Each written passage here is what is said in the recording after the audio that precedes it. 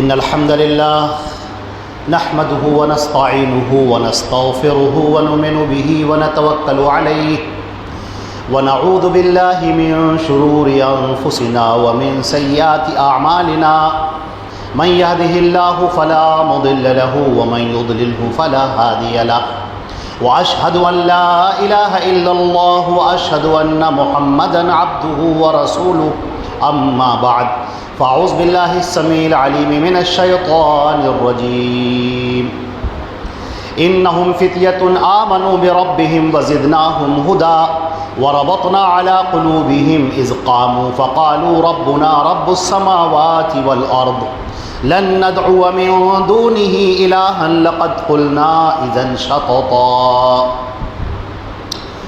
Stage پر جلوہ افروز ذمہ داران، میرے سامنے بیٹھے ہوئے میرے بھائی، میری تمام جمعیت کے ذمہ داران اور میرے پیارے بچوں، بھائیوں، میرے عزیزوں، اور جو خواتین آئی ہوئی ہیں میری ماں و بہنوں، میں سب سے پہلے تو آپ سب کو یہ خوشخبری دیتا ہوں کہ اللہ رب العزت نے ایمان پر جنت رکھی ہے اور عقیدے کے فساد پر جہنم رکھی ہے۔ اللہ نے قرآن پاک میں ارشاد فرمایا فریق فی الجنت و فریق فی السعیر۔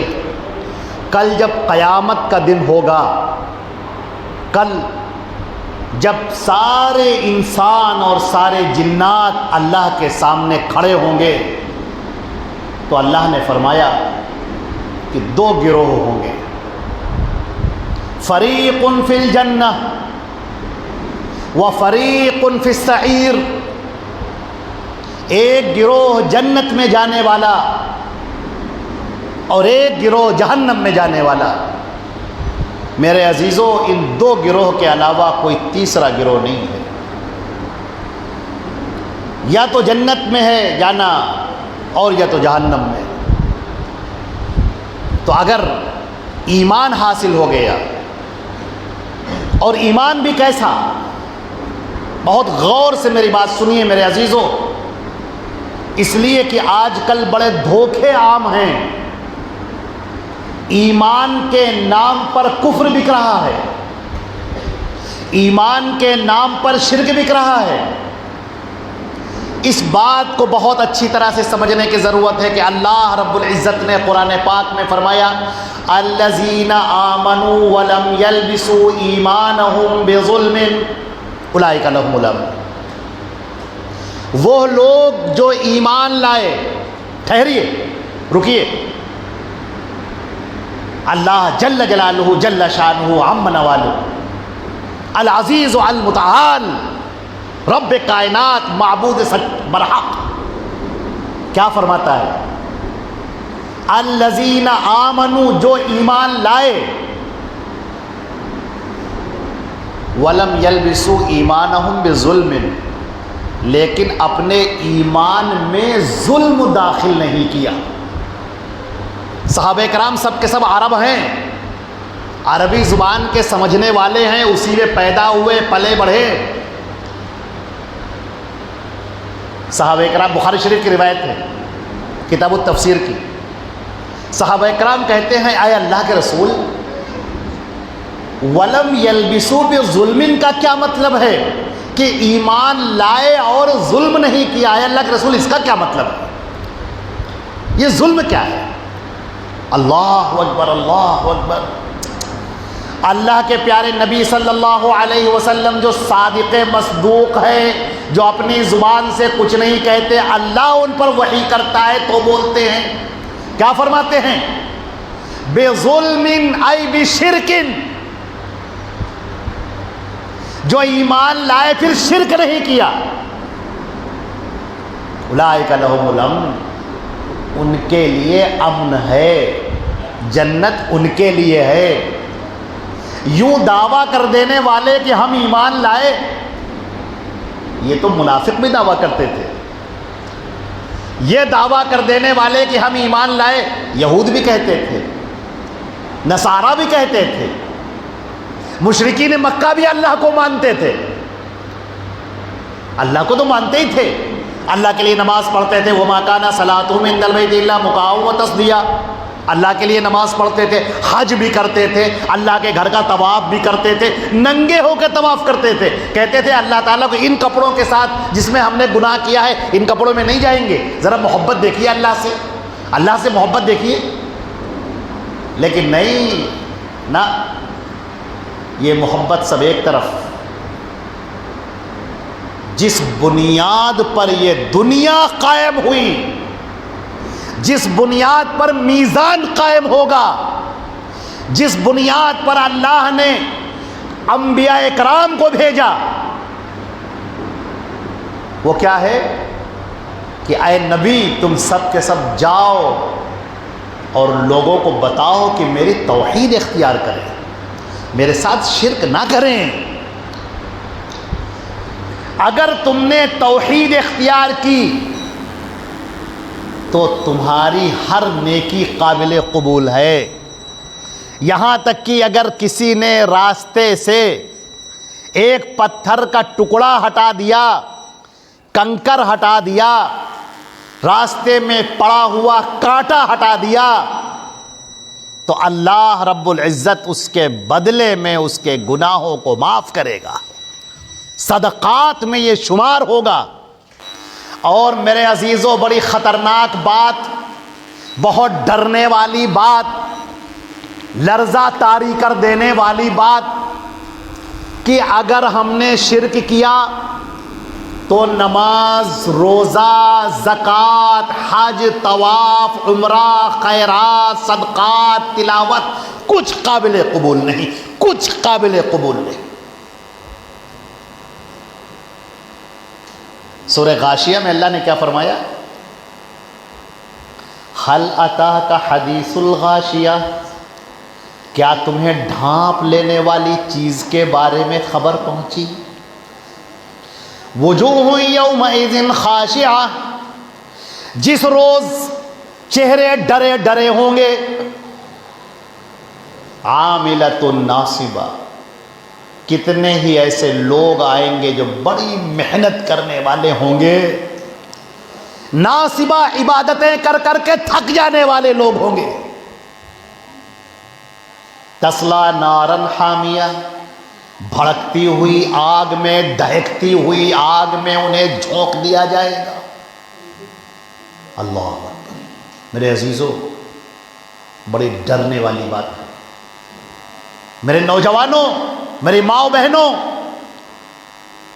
بہت ڈرنے والی بات ہے۔ ہم سمجھتے تھے کہ نماز پڑھ لیں گے تو کامیاب ہو جائیں گے، ہم سمجھتے تھے کہ روزہ رکھ لیں گے تو جنت مل جائے گی، ہم سمجھتے تھے کہ خوب نیک کام کر لیں گے، طواف کر لیں گے، عمرہ کر لیں گے تو جنت مل جائے گی، ہم سمجھتے تھے اللہ کا ذکر کر لیں گے، سبحان اللہ، الحمدللہ، اللہ اکبر پڑھ لیں گے، جنت مل جائے گی۔ ہم تو یہ سمجھے بیٹھے ہوئے تھے، اور اللہ کہتا ہے نہیں، پہلے اپنے آپ سے شرک کو دور کرو، پھر میری بارگاہ میں آؤ۔ وَمَن يُشْرِكْ بِاللَّهِ فَقَدْ حَرَّمَ اللَّهُ عَلَيْهِ الْجَنَّةَ، جس نے شرک کر لیا اللہ نے جنت اس پر حرام کر دی۔ وَمَأْوَاهُ النَّارُ، اور اس کا ٹھکانہ جہنم ہے۔ وَمَا لِلظَّالِمِينَ مِنْ أَنصَارٍ، اور ان مشرکوں کے لیے، ظالموں کے لیے کوئی مدد کو نہیں آئے گا، کوئی مدد کو نہیں آئے گا۔ عبادتیں قابل قبول ہوں گی، تھوڑا عمل بھی بہت ہے، اگر شرک نہیں ہے، اور اگر تمہاری زندگی میں داخل ہے شرک، تو پھر عبادتوں کے پہاڑ بھی کوئی فائدہ نہیں دیں گے۔ قرآن پاک میں اللہ نے کیا کہا؟ میرے عزیزوں، کیا فرمایا اللہ نے؟ فَلَا نُقِيمُ لَهُمْ يَوْمَ الْقِيَامَةِ وَزْنًا، کل بروز قیامت جب لوگ نامہ اعمال لے کر آئیں گے، یہ نماز ہے، روزہ ہے، یہ زکوٰۃ ہے، یہ حج ہے، یہ عمرہ ہے، یہ طواف ہے، یہ صدقات ہے، یہ خیرات ہے، یہ قربانی ہے، یہ ذکر ہیں، یہ اذکار ہیں، یہ صلہ رحمی ہے، یہ دیکھیے ماں کے ساتھ اچھا سلوک، باپ کے ساتھ اچھا سلوک، غریبوں کے ساتھ اچھا سلوک، ڈھیر نیکیاں لے کر آئیں گے، اور اللہ جل جلالہ کیا فرماتا ہے؟ فَلَا نُقِيمُ لَهُمْ يَوْمَ الْقِيَامَةِ وَزْنًا، ہم ان کے نامہ اعمال کو میزان پر رکھیں گے۔ دوسری جگہ پر فرمایا فَجَعَلْنَاهُ هَبَاءً مَنْثُورًا، ہم ان کے نامہ اعمال کو لیں گے اور مانند خاک اڑا دیں گے۔ اے میرے عزیزو، میرے بچوں، بہت ڈرنے والی بات ہے۔ ہم سمجھتے تھے کہ دنیا کا سب سے بڑا مسئلہ یہ ہے کہ لوگ نماز پڑھنے لگے۔ ہم سمجھتے تھے دنیا کا سب سے بڑا مسئلہ یہ ہے کہ سارے لوگ متحد ہو جائیں۔ ہم سمجھتے تھے دنیا کا سب سے بڑا مسئلہ یہ ہے کہ ایک باپ اپنے بیٹے کے لیے اچھا ہو جائے، بیٹا اپنے باپ کے لیے اچھا ہو جائے، شوہر اپنی بیوی کے لیے اچھا ہو جائے، بیوی اپنے شوہر کے لیے اچھا ہو جائے، یا سارے لوگ نیک ہو جائے، لمبی داڑھی ہو جائے، سروں پہ ٹوپی ہو جائے، پیجامہ ٹخنے سے اوپر ہو جائے، لوگ قرآن کی تلاوت کرنے لگے، صدقات خیرات کرنے لگے۔ میرے عزیزو، ہم سمجھتے تھے کہ اس میں جنت رکھی ہے۔ اللہ تعالیٰ فرماتا ہے کہ یہ سب بعد کی چیزیں ہیں، اس پر تو جنت کے درجات ملتے ہیں۔ سب سے پہلے تو جنت میں داخل ہونا ہے، اور جنت میں داخل ہونے کی ضرورت اور سب سے پہلی شرط کیا ہے؟ پہلی شرط یہ ہے کہ آپ توحید پر آ جائیں۔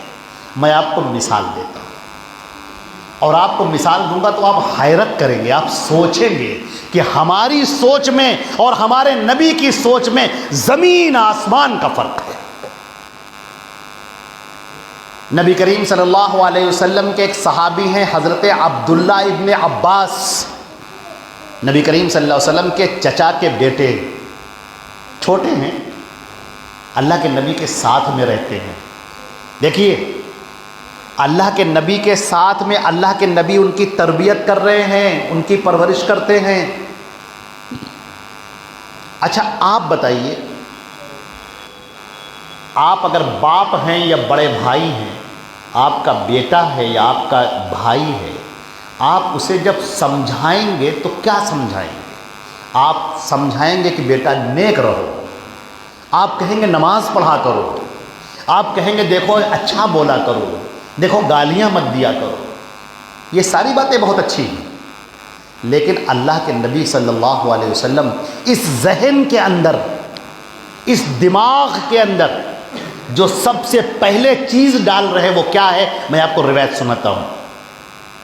وعن عبداللہ ابن عباس رضی اللہ تعالی عنہما قال، عبداللہ ابن عباس رضی اللہ تعالی عنہما فرماتے ہیں، کنت ردف النبی صلی اللہ علیہ وسلم، میں اللہ کے نبی صلی اللہ علیہ وسلم کے پیچھے بیٹھا ہوا تھا۔ اللہ کے نبی سفر کر رہے تھے، ایک اونٹنی پہ یا خچر پہ آپ بیٹھے ہوئے تھے، اور آپ کے پیچھے عبداللہ ابن عباس بیٹھے ہیں، تقریباً 9-10 سال کی ان کی عمر ہے، اللہ کے نبی صلی اللہ علیہ وسلم کے پیچھے بیٹھے ہوئے ہیں۔ اب وہ چل رہے ہیں، اللہ کے نبی کہتے ہیں یا غلام، اے بچے سن۔ وہ کہتے ہیں لبیک یا رسول اللہ، اے اللہ کے رسول لبیک۔ آپ کچھ نہیں بولے، بالکل خاموش۔ تھوڑی دور آگے چلنے کے بعد کہتے ہیں یا غلام، اے بچے سن۔ وہ کہتے ہیں لبیک یا رسول اللہ۔ اللہ کے رسول پھر چپ ہو گئے، کچھ نہیں بولے۔ پھر تھوڑی دور آگے چلے، آپ نے کہا یا غلام، اے بچے سن۔ وہ کہتے ہیں لبیک یا رسول اللہ، اے اللہ کے رسول میں تیار ہوں، بتائیے۔ اللہ، یہ 3 بار کیوں کہا؟ تاکہ ذہن بالکل متوجہ، بچے ہیں، بچوں کا ذہن ادھر ادھر بھاگتا رہتا ہے، لیکن ایک شفیق نبی جس کی حیثیت ایک بھائی کی بھی ہے، جس کی حیثیت ایک شوہر کی بھی ہے، جس کی حیثیت ایک باپ کی بھی ہے، جس کی حیثیت ایک مسلمانوں کی مصلح کی بھی ہے، امام کی بھی ہے، رسول ہے، قائد ہے، امام ہے، وہ کیسے تربیت کر رہے ہیں اس کے اوپر دھیان دینے کی ضرورت ہے سب کو۔ جو باپ ہے اس کے لیے بھی، جو ماں ہے اس کے لیے بھی، جو بھائی ہے اس کے لیے بھی، جو ذمہ دار ہے وہ اپنے مامورین کے لیے بھی، جو مسجد کا امام ہے اپنے مقتدیوں کے لیے۔ تربیت کا موقع، وہ چیز جو جڑ ہے میرے عزیزو، جڑ، بنیاد، جب بنیاد اچھی ہوتی ہے تو عمارت اچھی ہوتی ہے۔ بنیاد اگر ڈھیلی ڈھالی کمزور ہو جائے تو عمارت شاندار بنے گی اور گر پڑے گی، دھام سے گر جائے گی، آج نہیں تو کل گر جائے گی۔ اور بنیادیں مضبوط ہوتی ہیں تو عمارت مضبوط ہوتی ہے۔ اللہ کے نبی کہتے ہیں اے بچے سن۔ وہ کہتے ہیں لبیک یا رسول اللہ، اے اللہ کے رسول میں تیار ہوں، بتائیے اب کیا کہا ہوں۔ ہمارے نبی صلی اللہ علیہ وسلم فرماتے ہیں احفظ اللہ یحفظک، احفظ اللہ تجدہ تجاہک، اذا سألت فاسأل اللہ وَإِذَا اسْتَعَنْتَ فَاسْتَعِنْ بِاللَّهِ وَاعْلَمْ أَنَّ الْأُمَّةَ لَوْ اسْتَمَعَتْ عَلَىٰ أَن يَنفَعُوكَ بِشَيْءٍ لَمْ يَنفَعُوكَ بِشَيْءٍ إِلَّا قَدْ كَتَبَهُ اللَّهُ لَكَ وَإِنِ اسْتَمَعَتْ عَلَىٰ أَن يَضُرُّوكَ بِشَيْءٍ لَمْ يَضُرُّوكَ بِشَيْءٍ إِلَّا قَدْ كَتَبَهُ اللَّهُ عَلَيْكَ رُفِعَتِ الْأَقْلَامُ وَجَفَّتِ الصُّحُفُ۔ اے میرے بیٹے سن، تو اللہ کو یاد رکھ، اللہ تیری حفاظت کرے گا۔ اس دماغ میں سب سے پہلے جو چیز جانی چاہیے، اس دل میں سب سے پہلے جو بسنا چاہیے، وہ اللہ جل جلالہ جل شانہ عم نوالہ۔ اللہ کو یاد رکھو، اللہ ہر طرح سے تمہاری حفاظت کرے گا۔ احفظ اللہ تجدہ تجاہک، اللہ کو یاد رکھ، اللہ کی مدد کو ہمیشہ اپنے سامنے پائے گا۔ میرے عزیزو، میرا جی چاہتا ہے کہ میں یہاں پر رک جاؤں 1 منٹ کے لیے، اس لیے کہ کہیں بات میرے ذہن سے نکل نہ جائے۔ اس لیے آج ہم سب لوگ کہتے ہیں اللہ کی مدد نہیں آ رہی ہے، مسلمان بہت پریشان حال ہیں۔ کہاں گیا اللہ کا لشکر؟ کہاں گیا وہ لشکر کہ اللہ کے رسول صلی اللہ علیہ وسلم کے صحابہ جب نکلتے تھے تو آسمان سے فرشتے اتر جاتے تھے ان کی مدد کے لیے، ہمارے لیے کیوں نہیں اترتے؟ کہاں ہے وہ لشکر؟ میرے عزیزو، وہ لشکر تو ہے، لیکن تمہارے پاس وہ ایمان نہیں ہے۔ تمہارا ایمان شرک کے ساتھ ملا ہے، اور شرک کے ساتھ میں ملا ہوا ایمان قابل قبول نہیں ہوتا۔ جیسے کوئی بریانی کے دیگ بنائے اور آپ دیکھیں بڑی اچھی خوشبو آ رہی ہے، بڑی اچھی بریانی ہے، کیا شاندار بریانی ہے، ابھی کھایا جائے گا، مزہ آئے گا، اور آپ دیکھیں کوئی بدتمیز کھڑا ہو اور اس کے اندر پیشاب کرنے لگے، تو کیا آپ کھائیں گے؟ چاہے جتنی اچھی بریانی ہو، پھر آپ نہیں کہیں گے اس کا گوشت بڑا اچھا، اس کے چاول بڑے اچھے، اس کا مسالہ بڑا اچھا، اس کی پکائی بہت اچھی، اس کی چاول کی ملائمیت دیکھیے، بہترین چاول ہے، بہترین خوشبو ہے۔ نہیں، آپ نہیں کھائیں گے، سب اٹھا کر پھینک دیں، سب پھینک دیں گے۔ کیوں؟ الذین آمنوا ولم یلبسوا ایمانہم بظلم، جو لوگ ایمان لائے لیکن اپنے ایمان کے ساتھ میں شرک داخل نہیں کیا۔ جب شرک داخل نہیں کیا تو مومن، اولئک لہم الامن، ایسے لوگوں کے لیے ہم امن لکھ دیتے ہیں۔ فرمایا ولا تہنوا ولا تحزنوا، تم رنجیدہ مت ہو، تم غم مت کرو، کمزور مت کرو، وانتم العالون، تم ہی بلند رہو گے، ان کنتم مؤمنین، اگر تم مومن ہو تو۔ بات پکی صاف ہو، تم مومن ہو تو اللہ کی مدد تمہارے ساتھ آئے گی، اور اگر تم کہو ہم اللہ پر ایمان لائے اور اس کے بعد تمہارے ہاتھوں میں کڑے پہنے ہوئے، گلے میں تعویذ پہنے ہو، پیروں میں گنڈے پہنے ہو، تمہاری عورتیں اپنے کمر پر تعویذ باندھے ہوئے ہیں، گنڈے باندھے ہوئے ہیں، تم اپنے گھروں پر اپنی گاڑیوں میں نیمبو اور مرچی ٹانگتے ہو، تم باباؤں کے پاس جاتے ہو، مزاروں کے پاس جاتے ہو، اماموں کی طرف رجوع کرتے ہو، درختوں کی طرف جاتے ہو، دریاؤں کی طرف جاتے ہو اور ان کو پوجتے ہو، ان کو پکارتے ہو اور ان کو دعائی دیتے ہو، ان کو آوازیں دیتے ہو، تو اللہ کی قسم تم مومن نہیں ہو۔ تم دنیا کے سامنے اپنے ایمان کا ڈھنڈورا پیٹو، لیکن تم مومن نہیں ہو، تم پکے منافق ہو۔ ایمان کا شائبہ باقی نہیں رہا، ایمان ہے ہی نہیں تمہارے پاس، کیونکہ اللہ کے نبی نے کہہ دیا، اور جب انہوں نے کہہ دیا تو ان کے علاوہ کسی کی بات قابل قبول ہی نہیں۔ ہمارے نبی نے جو کہہ دیا وہ صادق ہے، مصدوق ہیں، سچے ہیں۔ انہوں نے کہا جو ایمان لایا اور شرک نہیں کیا تو اس کے لیے امن ہے، تمہارے لیے امن نہیں ہے، تم جھوٹے ہو۔ مکاروں کے لیے امن نہیں ہے، دھوکے بازوں کے لیے امن نہیں ہے، تم دھوکہ دیتے ہو اللہ کو۔ تم کہتے ہو ہم اللہ پر ایمان لائے، تم کہتے ہو اللہ سب سے بڑا ہے، اللہ سب کچھ کرنے والا ہے، اور اس کے بعد آوازیں دیتے ہو کسی اور کو، پکارتے ہو کسی اور کو، دعائیاں دیتے ہو کسی اور کو، فریاد کرتے ہو کسی اور سے، اور تم سمجھتے ہو کہ تمہارے لیے آسمان سے فرشتے اترے۔ یہی کیا کم ہے کہ تمہارے لیے عذاب کے فرشتے نہیں نازل ہو رہے کہ تمہاری ماریں اور تم زمین کے اندر دھس جاؤ۔ اس پر اللہ کا شکر ادا کرو کہ ہر آنے والا دن تم کو مہلت دیتا ہے کہ تم اللہ کے سامنے توبہ کرو۔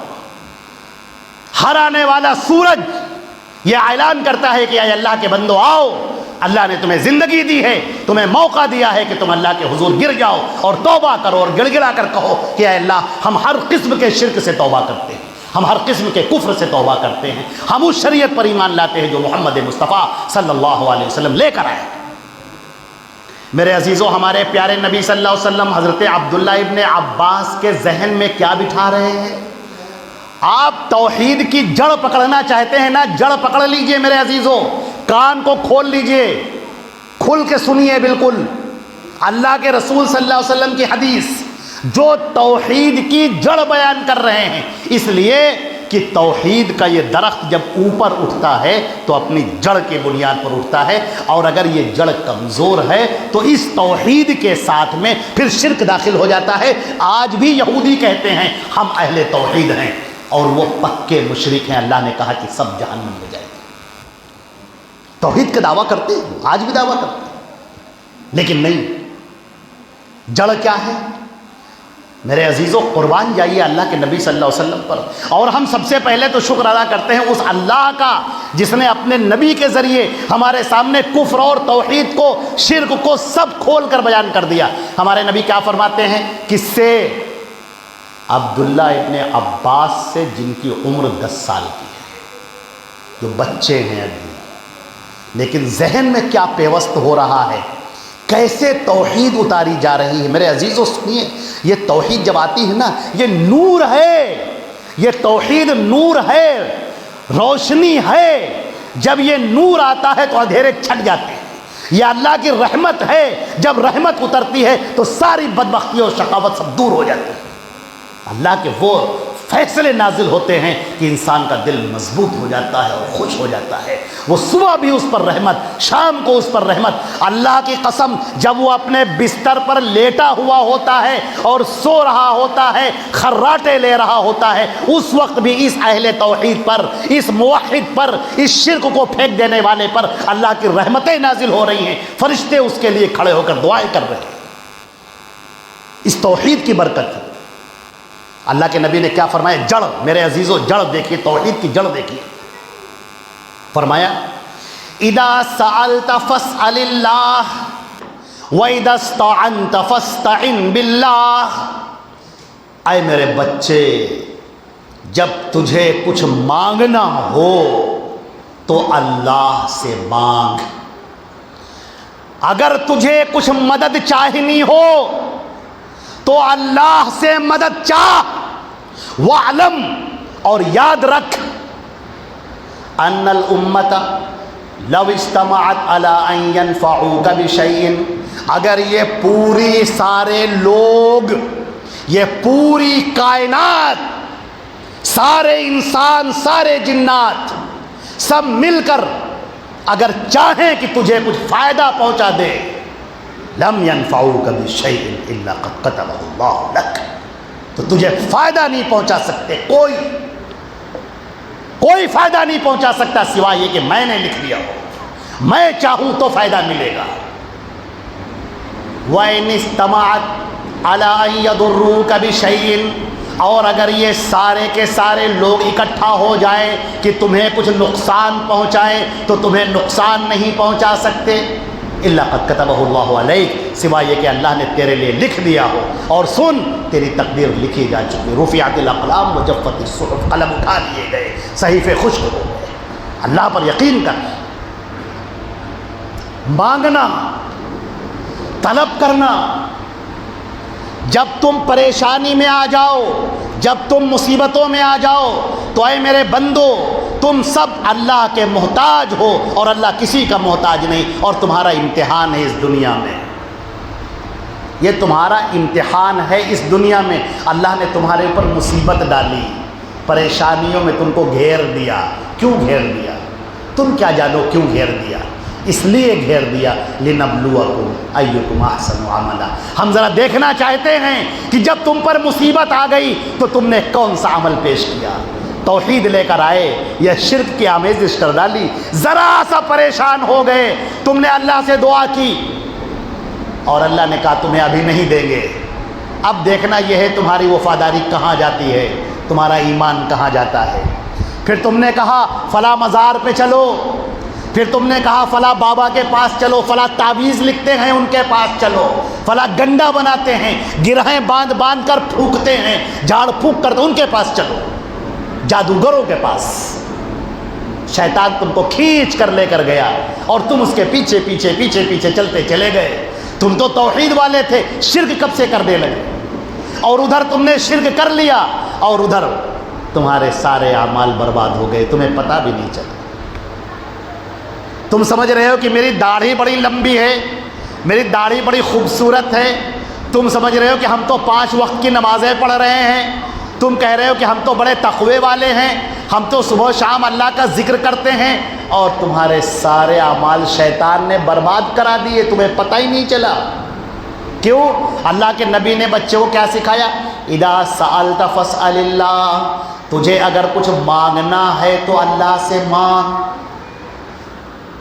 اور سنیں گے اس کی تشریح، اللہ کے نبی کی حدیث سنیے، مزہ آ جائے آپ کو۔ اللہ کے نبی صلی اللہ علیہ وسلم کے سمجھانے کے انداز پہ قربان ہو جائیے، کیا کہتے ہیں؟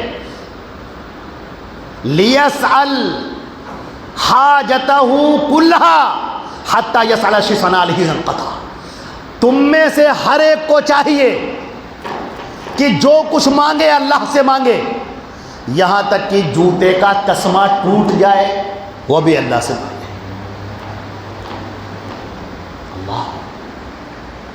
آج یہ مسلمان کہاں کھڑا ہے؟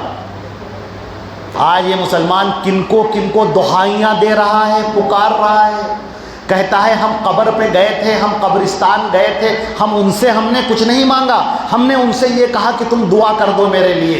اللہ اکبر، کر لیا تم نے شرک، یہیں پر تمہارا شرک ہو گیا۔ جس اللہ کو تمہیں نمازوں میں پکارنا چاہیے، سجدے میں پکارنا چاہیے، جس اللہ کو رات کی تنہائی میں پکارنا چاہیے، جس اللہ کو تمہیں مصلی پر کھڑے ہو کر پکارنا چاہیے، جس اللہ کو اللہ کی توحید بیان کرنے کے بعد پکارنا چاہیے، تم کہاں کہاں چلے گئے؟ یہ سب شیطان کے دھوکے ہیں میرے عزیزوں۔ تو سب سے پہلے جو چیز صحیح کرنی ہے وہ اپنی توحید درست کرنی ہے، کیونکہ توحید کے بغیر تو سب بیکار۔ میں ابھی آپ سے کہوں گا کہ سنیے، اگر تم نے ایک تھوڑی سی نیکی کر لی، حدیث میں کیا آتا ہے کہ اگر تم نے سبحان اللہ کہہ دیا، سبحان اللہ، تو اللہ اس قدر نیکیاں دیتا ہے کہ آسمان و زمین بھر جاتے ہیں۔ یہ تمہارا کمپیوٹر فیل ہو جائے گا، نیکیاں جوڑ نہیں پائے گا۔ اس قدر نیکیاں اللہ صرف سبحان اللہ کہنے پر دے دیتا ہے۔ لیکن ہم تو مائل بکرم ہیں، کوئی سائل ہی نہیں، راہ دکھلائے کسی رہروے منزل ہی نہیں۔ تم چلے آئے ہو سبحان اللہ کہتے ہوئے، لیکن تمہارے ساتھ میں تو شرک داخل ہے۔ اس شرک کے ساتھ میں تمہاری دعا کیسے قبول ہو؟ اس شرک کے ساتھ میں تمہاری عبادت کیسے قبول ہو؟ اللہ تو 2 رکعت نماز پڑھنے پر بھی نواز دیتا ہے، اس قدر نواز دیتا ہے کہ تم اتنا لے بھی نہیں پاؤ گے، تمہارا دامن تھک جائے گا، تم لیتے لیتے تھک جاؤ گے، اللہ دیتے دیتے نہ تھکے گا، تمہارا دامن تنگ پڑ جائے گا۔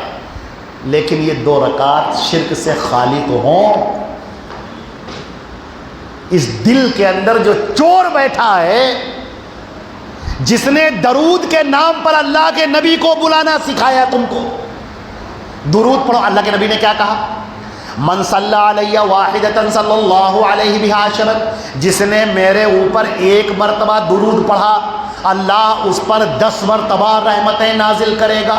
اب شیطان نے دیکھا کہ یہ کیا ہو گیا، اب تو یہ بندہ درود پڑھے گا، اب تو یہ اللہ کی رحمتیں پائے گا، اب اسے کیسے گمراہ کیا جائے، کیا کیا جائے، کون تگڑم لگایا جائے، کون سا تکا لگایا جائے، اس کے اوپر کون سی پلاننگ کی جائے۔ تو شیطان نے آ کر کیا کہا کہ ارے سنو، تم درود پڑھ رہے ہو؟ نے کہا ہاں درود پڑھ رہے۔ کہا بہت اچھا کام ہے، تم کو معلوم ہے درود کا فائدہ کیا ہے؟ کب بتاؤ بھائی درود کا کیا فائدہ ہے؟ کہ درود کا فائدہ یہ ہے کہ جب تم درود پڑھو گے تو اللہ کے نبی تمہاری مدد کو آئیں گے۔ دیکھا اچھا، جب تم پریشان حال ہوگے، مصیبت میں ہوگے، گنہگاری پر ہوگے، اللہ کے رسول اتر کے آئیں گے اور تمہاری مدد کریں گے۔ نے کہا اچھا، اب تو ہم اور درود پڑھیں۔ اب اس نے درود پڑھنا شروع کر دیا۔ دیکھا شیطان مردود نے اس کو شرک میں کے اندھیروں میں ڈھکیل دیا۔ اب یہ پوری زندگی پڑھتا رہے، کوئی فائدہ نہیں، سب بیکار۔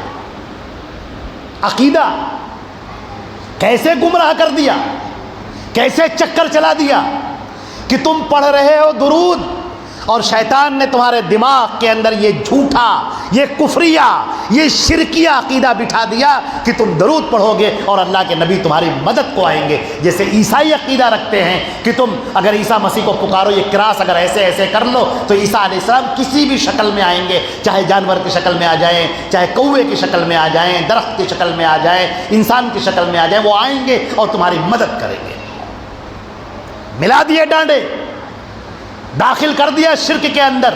اب تم درود بھی پڑھ رہے ہو اور اللہ کے ساتھ شرک بھی ہو رہا ہے۔ اسی لیے اللہ نے فرمایا، اللہ کے پیارے نبی صلی اللہ علیہ وسلم نے، کہ اپنے آپ کو درست کر لو سب سے پہلے کہ تم جب بھی کچھ مانگو گے تو ایک اللہ سے مانگو گے اور اللہ کے علاوہ تم کسی سے طلب نہیں کرو گے۔ جس کے اوپر موت طاری ہو گئی، اب آپ اسے پکار نہیں سکتے، اب اسے بلا نہیں سکتے۔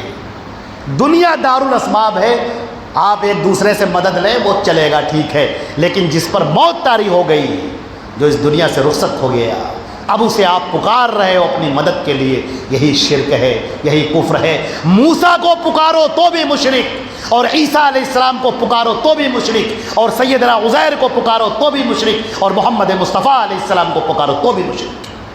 جس کو بھی پکارو، کسی نبی کو پکارو تو بھی مشرک، کسی ولی کو پکارو تو بھی مشرک، کسی فرشتے کو پکارو تو بھی مشرک، کسی امام کو پکارو تو بھی مشرک، کسی قبر والے کو، کسی مردہ کو پکارو تو بھی مشرک۔ اللہ کے رسول نے دو دو چار کی طرح صاف کر دیا ہے، اب اس کے بارے میں کوئی شک نہ کرنا۔ اے اللہ کے بندو، سب سے پہلے اللہ کے توحید پر آ جاؤ۔ فریق فی الجنہ، ایک فریق ہوگا جو جنت میں جائے گا، وہ فریق فی السعیر، اور ایک فریق ہوگا جو جہنم میں جائے گا۔ جو توحید پر ہوگا وہ جنت میں جائے گا، جو شرک پر ہوگا وہ جہنم میں جائے گا۔ یہ کیا ہے؟ یہ بنیاد ہے۔ اب اس کے بعد آپ نیکیاں جو بھی کریں گے سب قابل قبول ہیں۔ آپ توحید پر آ گئے، توحید کو آپ نے اختیار کر لیا، اب جو نیکیاں آپ کریں گے سب قابل قبول ہیں۔ ایک مرتبہ اگر آپ نے لا الہ الا اللہ کہہ دیا تو کیا ثواب، آپ کو حدیث سناتے ہیں۔ ایک مرتبہ حضرت موسیٰ علیہ السلام نے اللہ تعالیٰ سے عرض کیا کہ اے میرے پروردگار، اے میرے سچے معبود، مجھے ایک ایسا کلمہ سکھا دے کہ جس سے میں تجھے پکاروں تو تو میرے اوپر خوش ہو جائے، اپنی رحمتوں کا نزول کر دے۔ اللہ تعالیٰ نے فرمایا کہ اے کلیم اللہ، اے میرے پیغمبر، تو لا الہ الا اللہ کہا کر۔ موسیٰ علیہ السلام نے کہا یہ تو آدم علیہ السلام سے لے کر مجھ تک سب کہتے ہیں، مجھے کوئی مخصوص کلمہ دے دیجئے۔ اللہ تعالیٰ نے فرمایا کہ اے موسیٰ، اگر زمین و آسمان ایک پلڑے میں رکھ دیا جائے میرے سوا، اور ایک پلڑے میں لا الہ الا اللہ رکھ دیا جائے تو لا الہ الا اللہ کا پلڑا جھک جائے گا۔ معمولی سمجھتے ہو لا الہ الا اللہ؟ یہ جان ہے پوری کائنات کی، اللہ کا نام شامل ہے۔ اللہ اکبر کبیرہ، کون ہے اللہ سے بڑا؟ کوئی نہیں ہے، سب چھوٹے ہیں، سب بونے ہیں، سب محتاج ہیں۔ وہ دیتا ہے تو سب پاتے ہیں، وہ عطا کرتا ہے تو سب کو ملتا ہے۔ اس نے زندگی دی تو لوگ بولنے کے لائق ہوئے، اس نے آنکھیں دی تو لوگ دیکھنے کے لائق ہوئے، اس نے سماعت دی تو لوگ سننے کے لائق ہوئے، اس نے رگوں میں خون دوڑایا تو لوگ چلنے کے لائق ہوئے۔ وہ سارے پیغمبر سب اسی صف میں کھڑے ہیں۔ خالق تو وہ ہے، باقی سب مخلوق ہے۔ مالک تو وہ ہے، باقی سب معبود، سب کے سب غلام ہیں۔ اللہ عطا کرنے والا ہے، اللہ بڑا ہے، اللہ کی توحید کو لوگوں اختیار کر لو، سب سے بڑی نیکی تم نے پا لی۔ اللہ کے نبی صلی اللہ علیہ وسلم سے پوچھا گیا کہ اے اللہ کے رسول ہمیں بتائیے سب سے بڑا گناہ کیا ہے، جس گناہ سے بڑا کوئی گناہ نہ ہو۔ آپ کیا سمجھتے ہیں سب سے بڑا گناہ؟ سوچ کے دیکھیے کیا ہوگا گناہ۔ اللہ کے نبی صلی اللہ علیہ وسلم نے فرمایا کہ سب سے بڑا گناہ ہے شرک کرنا، ان تشرک باللہ، کہ تو شرک کرے اللہ کے ساتھ، جس نے تجھے پیدا کیا، تجھے وجود بخشا، تجھے ہاتھ پیر دیے، کان دیے، ناک دی، زبان دی، آنکھیں دی، سر دیا، دل دیا، دماغ دیا، آج تو چل رہا ہے، بول رہا ہے، کھا رہا ہے، پی رہا ہے، گردن اٹھا اٹھا کے چل رہا ہے، اکڑ کر چل رہا ہے، یہ کس نے دیا تجھے؟ اسے ایک اللہ نے دیا، اور تو اسی کے ساتھ شریک کر رہا ہے، تو اسی کو بھول گیا۔ سب سے بڑا ظلم شرک ہے، یہ بنیاد ہے۔ میرے نوجوانوں بہت کان کھول کر سنو، آج کل دجال کے آنے کا وقت آ گیا ہے، اس دجال کے آنے سے پہلے بہت سارے اس کے ہرکارے آئیں گے جو تمہیں اللہ کی توحید سے دور کریں گے۔ کوئی نماز کے نام پر، کوئی روزے کے نام پر، کوئی ذکر کے نام پر، کوئی اذکار کے نام پر، کوئی اماموں کے نام پر، کوئی امام حسین کے نام پر، امام علی کے نام پر، امام زین العابدین کے نام پر، 12 اماموں کے نام پر تم کو لے کر جائیں گے اس طرف۔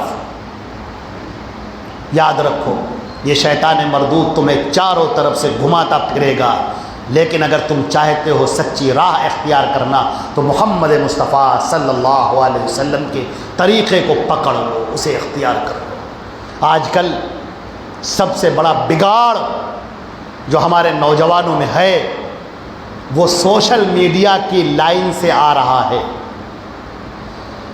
آپ کہیں کہ اچھا بگاڑ کا مطلب یہ ہے کہ سوشل میڈیا پر لوگ گانے سن رہے ہیں، لوگ فلمیں دیکھ رہے ہیں، یہ بگاڑ ہے؟ نہیں، اس سے بھی بڑا بگاڑ، بہت بڑا بگاڑ وہ یہ ہے کہ سوشل میڈیا پر ایسے داڑھی رکھے ہوئے علماء، مولانا، پگڑی باندھے ہوئے لوگ، دجال صفت لوگ موجود ہیں جو تمہیں اللہ کی توحید سے ہٹا کر تمہیں شرک میں داخل کر رہے ہیں، تمہیں کفر میں داخل کر رہے ہیں۔ یہ ہے سب سے بڑا المیہ، یہ ہے سب سے بڑا بحران، یہ ہے شیطان کا وہ تیر، وہ چال جو جب دماغ کے اوپر لگتا ہے تو انسان کو سیدھے مشرک بنا دیتا ہے۔ میرے عزیزو، اللہ نے زندگی دی ہے، یہ موقع دیا ہے۔ ہم امتحان حال میں جس طرح بیٹھے ہوتے ہیں، اور امتحان حال میں جب ہم بیٹھے ہوتے ہیں تو ہمارے سامنے پرچہ آتا ہے، اور اس پرچے میں کچھ سوال ہوتے ہیں، ہم اس سوال کو حل کرتے ہیں۔ جب اس سوال کو ہم حل کرتے ہیں اسی بنیاد پر ہم پاس ہوتے ہیں یا فیل ہوتے ہیں۔ یہ ہماری زندگی امتحان ہے، اور ہماری زندگی کے اندر ہمارے سوالات جو ہیں ان میں سب سے پہلا سوال یہ ہے کہ تم ایک اللہ کی عبادت کرنے والے بنو، اس کے ساتھ کسی کو شریک کرنے والے نہ بنو۔ دوسرا جو سوال ہے وہ یہ ہے کہ محمد مصطفیٰ صلی اللہ علیہ وسلم کی لائی ہوئی، بتائی ہوئی شریعت کی پیروی کرو، اپنی مرضی سے، اپنے دل اور دماغ سے کوئی اور شریعت کی پیروی نہ کرو۔ اور تیسرا سوال یہ ہے کہ تم دین اسلام پر کے تابع رہو، سنتوں پر رہو، بدعتوں میں گرفتار نہ ہو۔ میرے عزیزو، قرآن پاک میں اللہ نے فرمایا الذی خلق الموت والحیات لیبلوکم ایکم احسن عملا۔ یہ موت اور زندگی اللہ نے اس لیے رکھی ہے تاکہ وہ دیکھے تم میں سے کون حسن عمل لے کر آتا ہے۔ حسن عمل، مفسرین نے اس آیت کی تفسیر میں لکھا ہے کہ اللہ یہ نہیں کہتا ہے کہ تم زیادہ عبادتیں لے کر آؤ، وہ نہیں کہتا ہے کہ تم خوب عبادتیں لے کر آؤ، وہ کہتا ہے تم صحیح عبادتیں لے کر آؤ۔ حسن عمل دو چیزوں کا نام ہے۔ میرے عزیزو ذرا سا توجہ دیجیے گا، بڑی اہم بات ہے، بڑی اہم بات آپ کے سامنے بیان کرو، بہت اہم بات ہے۔ دو چیزوں کا نام حسن عمل۔ حسن عمل اللہ میزان پر رکھے گا، حسن عمل تولا جائے گا، حسن عمل کی بنیاد پر اللہ جنت عطا کرے گا، حسن عمل کی بنیاد پر جنت الفردوس ملے گی، حسن عمل کی بنیاد پر قبر کے سوالات میں آپ کو آرام ملے گا، برزخ کی زندگی میں سکون ملے گا، میدان محشر میں سکون ملے گا، اللہ کے عرش کے سائے میں آپ ہوں گے، جنت الفردوس کے مکین ہوں گے، جہنم سے خلاصی مل جائے گی حسن عمل کی بنیاد پر۔ حسن عمل کیا ہے؟ نیکیاں کیا ہیں؟ عبادتیں کیا ہیں؟ دو چیزوں کا نام ہے میرے عزیزوں، دو چیزوں کا نام ہے۔ پہلی چیز جو عبادت آپ کر رہے ہیں وہ اللہ کے رسول سیدنا محمد مصطفیٰ صلی اللہ علیہ وسلم کے بتائے ہوئے طریقے کے مطابق ہو، اپنی مرضی سے نہ ہو۔ قرآن پاک نے کہا افرأیت من اتخذ الہہ ہوا، اے نبی تم نے دیکھا نہیں ان لوگوں کو جنہوں نے اپنے دل کو اپنا معبود بنا رکھا ہے۔ وہ کہتے ہیں میرا دل کہتا ہے یہ کرنا چاہیے، اس میں حرجہ کیا ہے، اس میں برائی کیا ہے، اس کو کر لیا جائے۔ نہیں، محمد مصطفیٰ صلی اللہ علیہ وسلم الفارق الفاصل، وہ فارق ہیں، فاصل ہیں، وہی کفر اور ایمان کے بیچ میں فاصلہ ہے، وہی حق بتانے والے ہیں، وہی ہمارے امام ہیں، وہ جو بتائیں گے وہ سچ ہوگا، اس کے علاوہ سب باطل ہوگا۔ لہذا تم جو عبادت کرنے چلو پہلے دیکھ لو کہ اللہ کے نبی نے کیا بتایا ہے، صحیح حدیثوں میں کیا آیا ہے، اللہ کے نبی صلی اللہ علیہ وسلم نے کیا بتایا، صحابہ کرام نے کیسے عمل کیا، بس اس کو دانتوں تلے مضبوطی سے پکڑے رہو۔ یہ ہے پہلی چیز، جو بھی عمل کرو وہ اللہ کے نبی کے بتائے ہوئے طریقے کے مطابق ہو۔